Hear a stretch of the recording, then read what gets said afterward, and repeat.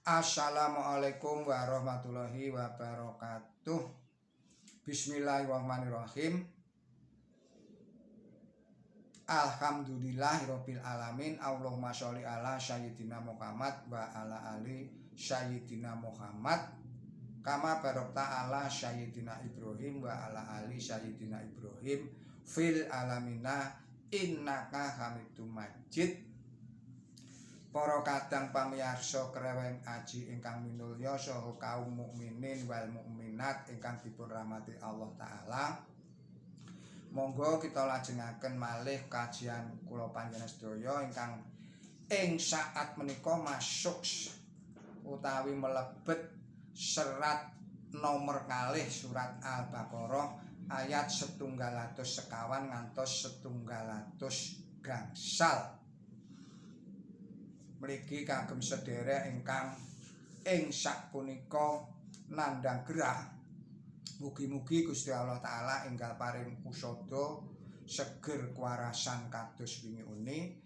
Ugi para kadang ingkang saweg menghadapi masalah ingkang awrat, mugi-mugi Gusti Allah taala enggal paring jalan keluar utawi paring solusi ingkang sae.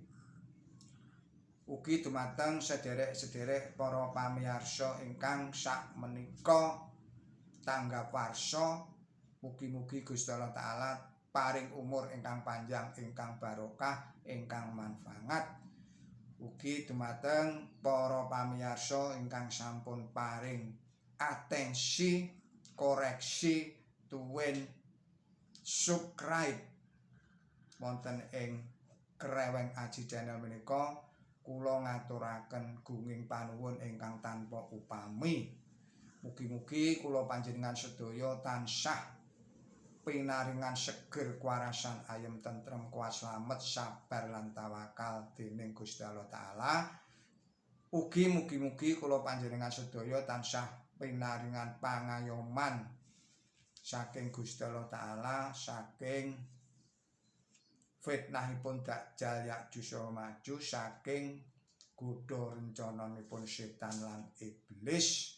Ugi mugi-mugi kula panjenengan sedaya tansah pinaringan rejeki ingkang halalan, ingkang thayyiban, ingkang barokah, ingkang manfaat wonten ing donya, ingkang manfaat wonten ing akhirat. Monggo para pamirsa sedaya kaum mukminin wal mukminat ingkang dipun rahmati Gusti Allah taala, kita lajengaken pengaosan kula panjenengan sedaya. Bismillahirrahmanirrahim. Ya ayyuhalladzina amanu la taqulu ra'ina wa qulu unturna wasma'u walil kafirina adzabul alim. Ma yawaddu ladina kafaru min ahlil kitabi wallal musyrikina an yanaralla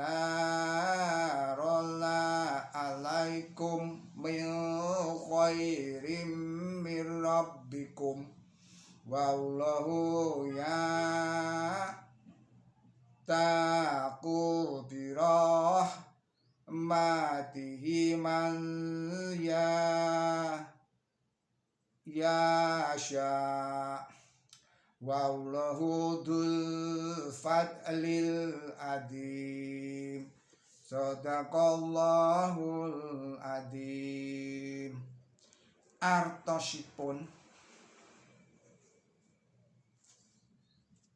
atas nama Allah ingkang maha murah, ingkang maha asih. Para wong kang padha iman, aja padha celaturaina lan aja padha celatu unjurna sarta padha ngrungokna lan bagéane para kafir iku siksa kang lara. Para pandherek ing kitab kang padha kafir padha ora seneng lan para wong kang anembah pangeran akeh iya padha ora. Dene ana barang becik saka pangeranira diturunake marang sira lan Allah iku anamtokake sihe marang sapa kang dadi kaparenge lan Allah iku gustining kanugrahan kang agung.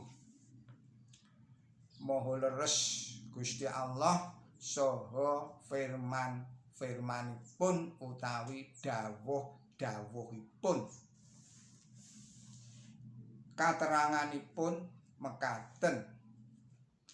Tembung ra'ina punika tegesipun nilinga utawi ngrungokna marang aku kabeh.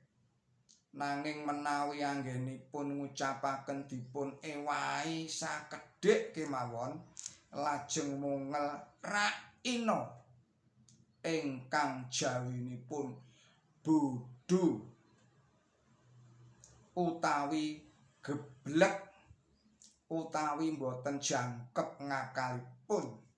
Tembung ingkang rumiyin wau asal saking rot jawinipun nilingaken dene ingkang angka 2 asal saking tembung ran jawinipun geblek karana badhe nyenyedha titiyang Yahudi sami ngewahi pakacakapanipun ngewahi pakecapanipun kados dene ingkang kadhawuhaken ing serat nomor 51 serat An-Nisa ayatnya 56 ungelipun nyalewengake pakecapane tembung iku dados tembung wau dipun angge ngece mila kadhawuhaken santun ngangge tembung unjurna ingkang jawinipun aku kabeh entenono utawi aku kabeh wenehana inah sawatara. Jalaran tembung wau boten kenging dipun selewengaken pakecapanipun dados dene tembung satunggalipun wau ing dawuh ngriki para muslimin dipun awasi migunakaken saweneh ungel-ungelan ingkang tartamtu nanging menggah ing sajatos-jatosipun karsanipun dawuh wau migatos badhe anedahaken sapinten genging gethingipun para Yahudi dhateng Kanjeng Nabi ngantos dalasan angger-anggeripun tata krami ingkang limrah kemawon dipun terak wantun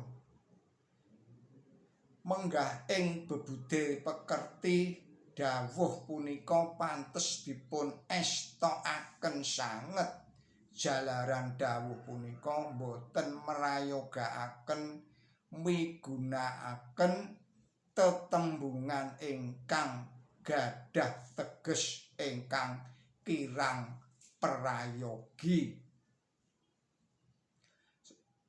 Katerangan salajengipun tembung koir punika tegesipun ingkang lugu artosipun sae. Dene rahmah tegesipun wantah wilasa.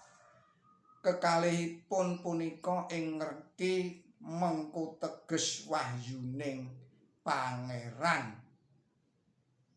Awit inggih barang sae punika ingkang tiyang Yahudi sami boten lila menawi katurunaken dhateng tiyang muslimin. Sarta inggih wilasa punika ingkang para muslimin kapiji ngampil. Maha bener Gusti Allah saha dawuh-dawuhipun. Para kadang pamirsa Kreweng Aji Channel saha kaum muslimin wal muslimat ingkang dipun rahmati Gusti Allah taala. Kita pungkasi semanten anggen kula panjenengan ngaos. Mugi-mugi pengaosan menika saged dadosaken kiyatipun iman tuwin takwa kula panjenengan sedaya dhateng Gusti Allah taala. Ugi mugi-mugi saged niyataken ilmu dalah amal kesaenan kula panjenengan sedaya. Lepat nyuwun gunging pangapunten. Billahi taufik wal hidayah. Ihdinas siratal mustaqim. Wassalamualaikum warahmatullahi wabarakatuh.